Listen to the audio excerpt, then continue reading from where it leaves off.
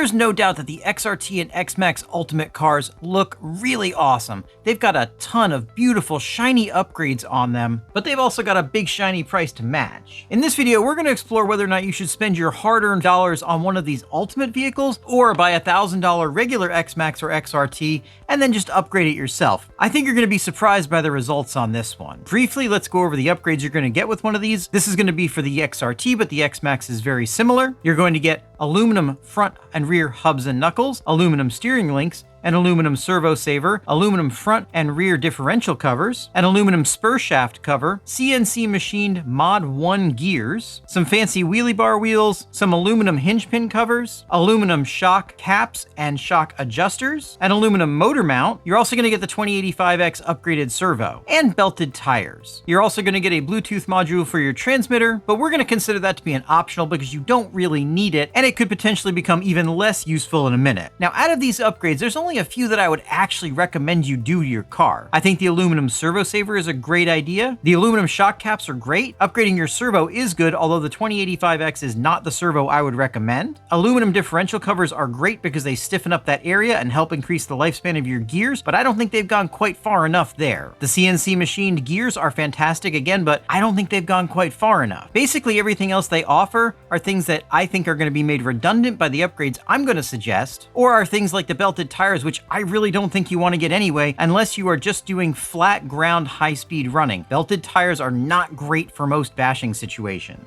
So what am I talking about when I'm talking about the upgrades I would recommend? First thing I'd recommend would be replacing the ESC with a Max 6. Go with the G1, it's $150. You're going to connect that to a Power Hobby 760 servo with a Pro Modeler 25-tooth servo horn, either the Hot Racing or the M2C servo saver, and a Hot Racing steering link. That is going to make for a fantastic steering system that you're not going to have to mess with any time in the future, no matter how heavy you go or how big you make your truck. I'm then going to recommend aluminum differential covers, but I'm also going to recommend aluminum differential housings. The combination of those two things really stiffens up the area where your gears are and can definitely help reduce them moving and getting damaged. Speaking of gears, I'm going to recommend the GPM Mod 1.5 gear set. This is a pretty well proven gear set, and especially on stock power works very, very well and is a huge improvement over the Mod 1 gears that come on the Ultimate. Now, if you bought an XRT, you'll already have the hubs and knuckles off the XRT. If you got an X-Maxx, you're going to want to get the XRT hubs and knuckles. They are an upgrade, and I think they're worth spending the money on. Beyond that, I'd like to see a set of GPM hinge pins go on this vehicle. They're fairly inexpensive, and they really strengthen things up and are a huge improvement over what's stock